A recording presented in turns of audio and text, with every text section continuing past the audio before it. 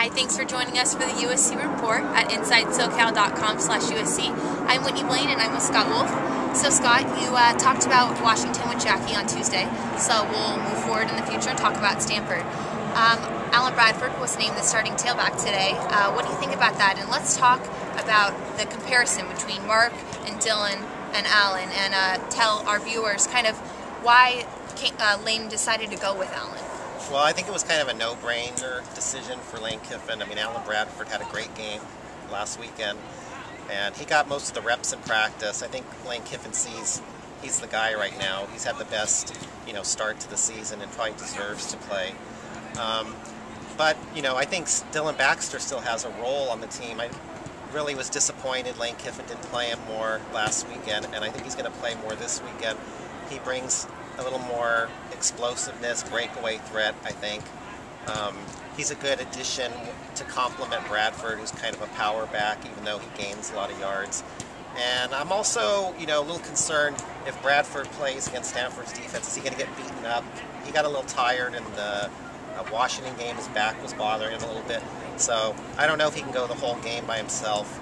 Mark Tyler will probably get a few carries too, but I think Bradford will be the main guy, and I think Baxter's going to see an increased presence this week. So I was talking about the comparison with Pedro Mora, who writes for ESPN and is a student here. And would you think it's a fair comparison to say that Bradford's probably the strongest, Tyler's probably the fastest, and Dylan's probably the most agile?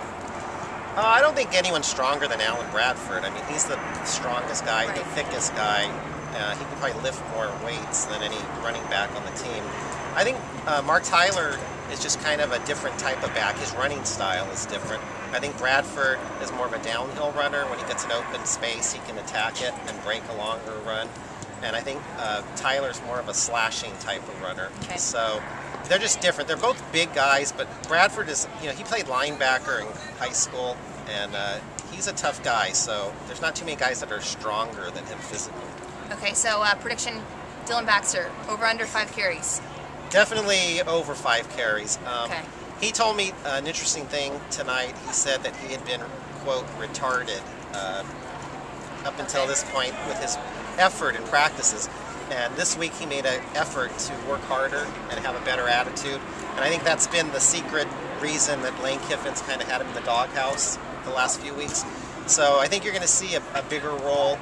And, it's a better attitude combined with another important thing, I think desperation on the part of the coaching staff, that if they don't win Saturday, the wheels are going to come off of this maybe. So it's a huge game because they got to stop this idea that, the season's going to go downhill fast. Speaking of the downhill season, I noticed that you said on your blog that out of the last 11 Pac-10 games, USC is 6-5. And I think many people believe USC to be this football powerhouse, and almost 500 is not a football powerhouse. So what do you say to assuage those, fears that USC fans have? Well, it's pathetic, really, mediocre at best to be 6-5, especially USC. I think people would have fainted 2 years ago if you'd have told them they were going to be 6-5. And I'd like to blame it on the probation and the scholarship reductions, but 4 of those losses were last season. So I think you've just seen, some roster departures, particularly at linebacker. Ray Maluka left, Brian Cushing, Clay Matthews, guys like that. And they didn't do probably a great job under Pete Carroll in the recruiting department like they did in previous years, and getting those huge impact players. But you even say that Lane is great recruiter, as well as Orgeron. Lane Kiffin and Ed Orgeron have real good reputations, and they're good evaluators, but they got hired in mid-January, so they had 4 weeks to keep this class together, and they did a good job. One service had them ranked #1 in the nation before Sean Henderson left, so they didn't really have a lot of time for this class, and now they do have time, and they've gotten some good commitments. The problem is they're going to have reduced scholarships, so they've got a lot of issues ahead. And Lane Kiffin said this is not the old SC, and he said it could take 5 or 6 years to recover. So we could be hitting a pretty rough patch here in the next couple of years. I think people were hopeful this year USC would kind of overcome the probation, but losing to Washington, I think, disappointed a lot of people. That was considered a win on the schedule, and now you've got Stanford. Yeah. Oregon's coming, Arizona's just about to start down the tough schedule. Yeah. Yeah, it's going to be really hard. So, someone I talked to tonight thought maybe 6 losses would be possible if they don't turn it around this weekend. So I think they have to that's why they have to win this game this weekend. Well, I think we can both agree that the defense is the I guess clutch, the thing that really needs to improve for us writers to believe that USC can win some games. So if you put yourself in Ogeron's shoes, and he's right now in the hospital, and we wish. Yeah, I don't want to put myself in his shoes too much because he's in the hospital. Well, for those of you who didn't know that, he has a leg infection. Well, hopefully he gets better. But if you were to put yourself in his shoes on the field and taking a look at the defensive line, what would you do? I noticed in your blog that you said Devin Kennard he was end in high school.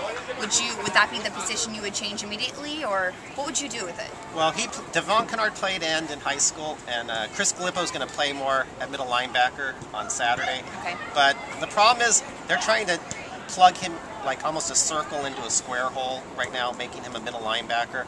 And if you put him back at line, it might improve the line, but then long term, what does it do for him? Because he's trying to learn the linebacker position, and that's where they want him to be down the road next year or the rest of this year. So I don't think he can go there. A big help would be if Wes Morton can play this weekend. He didn't practice all week. He's going to suit up, but right now it's kind of iffy if he's going to play. I think some guys have to step up. Maybe Hebron Fangupo get more reps, and Dejon Harris, I think has to step up a little bit too. So, that's the strength of the team supposedly, and it hasn't been. But even with all that said, I think I'd probably rather be in Ed Ogeron's football shoes, I'm doing a joke there a little bit, than Monty Kiffin, because he's the guy that everybody is throwing darts at this week. And, there's a lot of questions. Can he handle college offenses? He's a pro guy. Is he able to adjust to running quarterbacks? Is his system too complicated for the players to learn here at USC? The Tampa 2, is it overrated? Yeah. So there's just a lot of questions you don't want to be asking going into the 6th game of the season against Jim Harbaugh, who runs a crisp, attack, very disciplined team, and doesn't make a lot of mistakes. So, there's a lot of issues swirling around the program right now, unfortunately, for USC. Okay, so looking at one aspect of the offense, the tight end position, it seems like whenever Jordan Cameron gets in the game, he makes some big play. Why do you think that Rhett Ellison plays more? Is it because he's a better blocker? Because I swear Jordan Cameron's better. Well, if you ask Lane Kiffin, he'll say Rhett Ellison's a more conventional tight end, which means he can block on pass protection and running plays. And that's the thing they've always harped on Jordan Cameron, that his blocking is not good enough. But the flip side of that is he is a playmaker as a receiver. So, he'd almost be better, I think, as an H-back in the offense, where he's strictly catching the ball and he's an impact player. And, maybe they can alternate him a little more on third downs and stuff like that to get him more integrated into the offense. But they like Ellison for the run blocking and the pass protection right now. Okay, so matching up against Stanford, what do you see USC's strong points, I guess? I don't even want to say weak points because, it looks like all of those are out on display. So what do you see them doing well? I think USC can put points on the scoreboard against Stanford. I mean, Oregon scored 52, and USC scored a lot of points. That hasn't been a big problem. USC's not Oregon. No, obviously, but if they're half Oregon, they can score, 26 points. That's not a bad amount of points to score. So I think they'll be able to score against Stanford. The question is going to be, can the defense limit Stanford enough so that they don't score, 42 points against USC. That's going to be the problem. So, the defense, and here's the other key to the game. The defense cannot run out of gas and be run over. At the end of the Hawaii game, they were physically exhausted. At the end of the Washington game, physically exhausted. I have questions myself about whether the conditioning program is an issue. Lane Kiffin said it's more of a numbers issue, not rotating enough players. But, I think that's something that is going to plague USC the rest of the season if it continues. Definitely. You can't run out of gas, especially USC. No. You're not supposed to do that at the end of games. So, what do you think? Well, numbers. we're going to let you Here, hold on a back to second. me. We're going to let you predict the score, but before we do that, Yes. I want to know what it feels like to be a national TV star, because you made your big appearance. Oh yeah, on last ESPN weekend. too. It was great. I had a really good time, and the producers were awesome, and it was super quick. You know, just a little. I don't know if you guys saw it, but I just did a short little segment for ESPN2 in the second commercial of the USC Washington game, and it was really fun. You know, this is what I want to do, so it was great. Were you nervous? You know, I actually wasn't. There's only 3 people around, so it wasn't too bad. It wasn't like I had, you know, it wasn't like College Game Day and I had, you know, 50,000 fans around me. But it was fun. Do you have an agent now? Are you fielding offers for shows and everything? I'm doing this show, aren't I? Oh yeah, this is the pinnacle of broadcasting. I know that. But You're right. You're right. you So know, as for hold on a second now. We don't have to go to a commercial, so we can talk a little bit. Okay. I have noticed a difference with you already, because Really?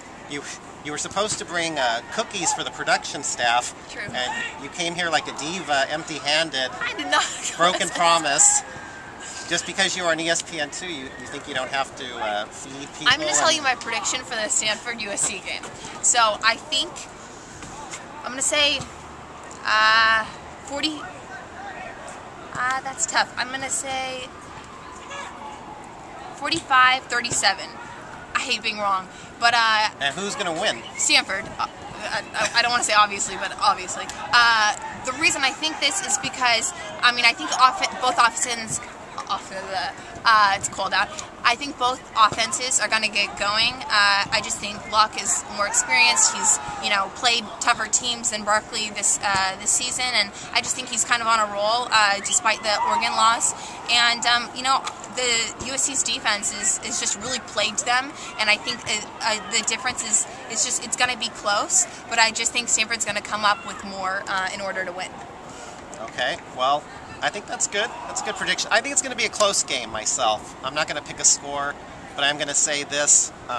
Tomorrow morning on my blog, I will have a prediction from Evelyn Taft. She's the weather person at Channel 9. So Okay. she's a USC graduate. Okay. So we'll have 2 predictions, one from you and one from her, and we'll see. You guys have vastly different ideas of how this game's going to turn out. Okay, great. Well, thanks for joining us on the USC Report. I'm Whitney Blaine. He's Scott Wolf.